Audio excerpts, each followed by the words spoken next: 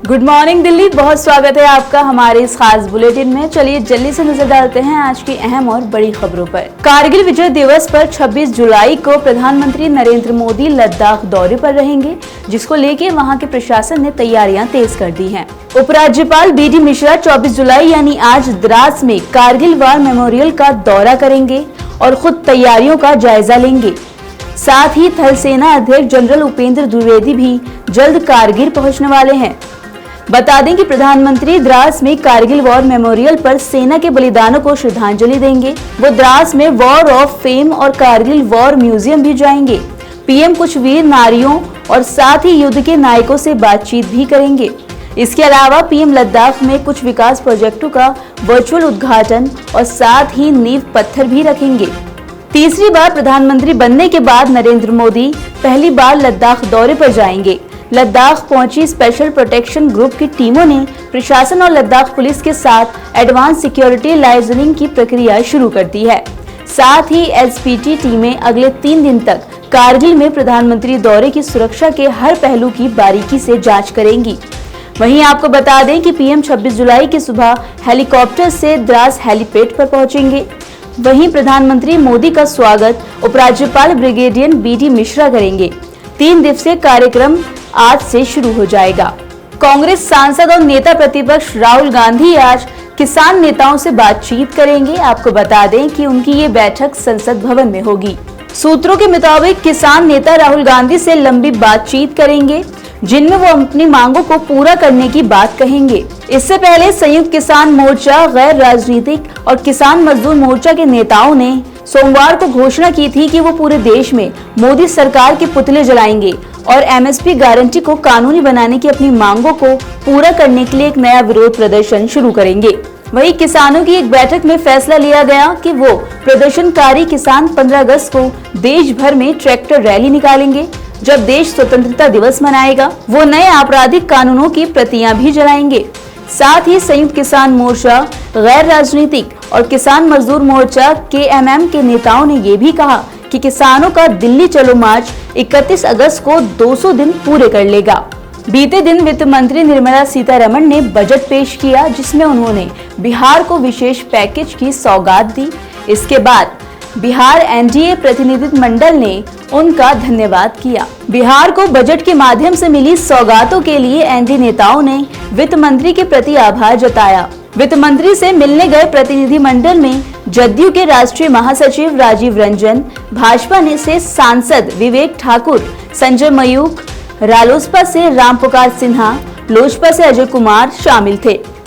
वहीं एनडीए नेताओं ने बिहार को मिले 58,900 करोड़ की मदद की चर्चा के साथ ही बिहार को विशेष पैकेज दिए जाने की मांग रखी।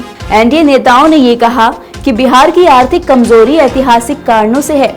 केंद्र की तत्कालीन यूपीए सरकार ने बिहार को विशेष राज्य का दर्जा दिए जाने की दिशा में कुछ भी काम नहीं किया। वहीं नरेंद्र मोदी के नेतृत्व में एनडीए की सरकार बनने के बाद बिहार को 1.25 लाख करोड़ रुपए का स्पेशल पैकेज मिला। वहीं नेताओं ने कहा कि इससे बिहार के विकास को गति मिलेगी। अपने अत्यंत सीमित संसाधनों के बावजूद नीतीश कुमार के नेतृत्व में बिहार ने विकास के कीर्तिमान स्थापित किए हैं। आज सुबह ही दिल्ली एनसीआर में झमाझम बारिश हुई, जिसके बाद मौसम तो सुहावना हो गया, लेकिन स्कूल और दफ्तर जाने वाले लोगों को काफी परेशानी आई। अब कैसा रहेगा मौसम का ताजा हाल बताते हैं आपको। बता दें कि इससे पहले यानी बीते दिन मंगलवार को कहीं कहीं हल्की बारिश के बाद अगले 2 दिनों के लिए दिल्ली में बारिश का अलर्ट जारी कर दिया गया था। अब आज बारिश हो गई है, इससे उमस भरी गर्मी से कुछ राहत मिली, जिसके बाद अधिकतम तापमान में 2 डिग्री की गिरावट आई है। वहीं मंगलवार को दिन में कई इलाकों में हल्की बरसात हुई। हालांकि सुबह धूप निकली थी, लेकिन दिन चढ़ने के बाद साथ ही साथ बादलों की आवाजाही शुरू हो गई। वहीं मौसम विभाग का अनुमान है कि आज और कल दिल्ली के अलग अलग इलाकों में हल्की से थोड़ी ज्यादा बारिश हो सकती है। इसके चलते तापमान में 2 डिग्री तक की गिरावट आएगी और 34 डिग्री तक तापमान दर्ज किया जा सकता है। वहीं दिल्ली का अधिकतम तापमान सामान्य से 1 डिग्री ज्यादा यानी 36.2 डिग्री दर्ज किया गया। वहीं न्यूनतम तापमान सामान्य स्तर पर 27.4 डिग्री रहा। हवा में नमी का स्तर 95 से 65% तक रहा। इसके चलते दिल्ली के लोगों को गर्मी और उमस का सामना भी करना पड़ सकता है। अब बात कर लेते हैं दुनिया की, तो आपको बता दें कि ताइवान में एक तूफान आया है जिसका नाम है गेमी। उसने जनजीवन को काफी ज्यादा परेशान कर दिया है, लोगों को काम से छुट्टी लेनी पड़ी है। अब वहां के क्या हालात हैं जान लेते हैं। इस तूफान से कई उड़ानें भी रद्द कर दी गई हैं और मूसलाधार बारिश और तेज हवाओं के पूर्वानुमान के बीच सेना को स्टैंड बाय पर रखा गया। बता दें कि द्वीप के केंद्रीय मौसम प्रशासन के मुताबिक ताइवान को प्रभावित करने वाला सीजन का पहला तूफान गेमी आज शाम को पूर्वोत्तर तट पर टकराने की उम्मीद है। फिलहाल ताइवान को मध्यम शक्ति वाले तूफान के रूप में वर्गीकृत किया गया। इसके बाद ताइवान जलडमरू मध्य के पार जाने की संभावना है और फिर शुक्रवार देर दोपहर दक्षिण पूर्वी चीनी प्रांत फुजियान से टकराएगा। वहीं ग्रामीण यीनानी काउंटी में जहां तूफान सबसे पहले जमीन से टकराएगा, हवा और बारिश ने जोर पकड़ लिया है। खाने की दुकानें, सब दुकानें बंद हो चुकी हैं और सड़कें ज्यादातर खाली हो गई हैं। ये हाल के सालों में सबसे बड़ा तूफान हो सकता है। बताया जा रहा है कि यीनान का सुआओ बंदरगाह आश्रय की तलाश में नौकाओं से भरा हुआ है। पूरे ताइवान में काम और स्कूल बंद कर दिए गए हैं। तेज बारिश के बीच राजधानी ताइपे की सड़कें सुनसान हो गईं और जब आमतौर पर भीड़भाड़ का समय होता है तो उस वक्त गुप्त अंधेरा देखने को मिला।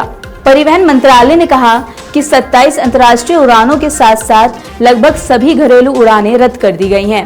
हालांकि दुनिया की सबसे बड़ी अनुबंध चिप निर्माता एप्पल की प्रमुख आपूर्तिकर्ता TSMC ने कहा कि उसे उम्मीद है कि तूफान के दौरान उसके कारखानों में सामान्य उत्पाद बना रहेगा। तो हमने आपको दिखाई वो तमाम बड़ी और अहम खबरें जो आपके लिए जाननी बेहद जरूरी हैं। अगर आपको इनका अपडेट लेना है तो जुड़े रहिए नवोदय टाइम्स पंजाब केसरी के साथ।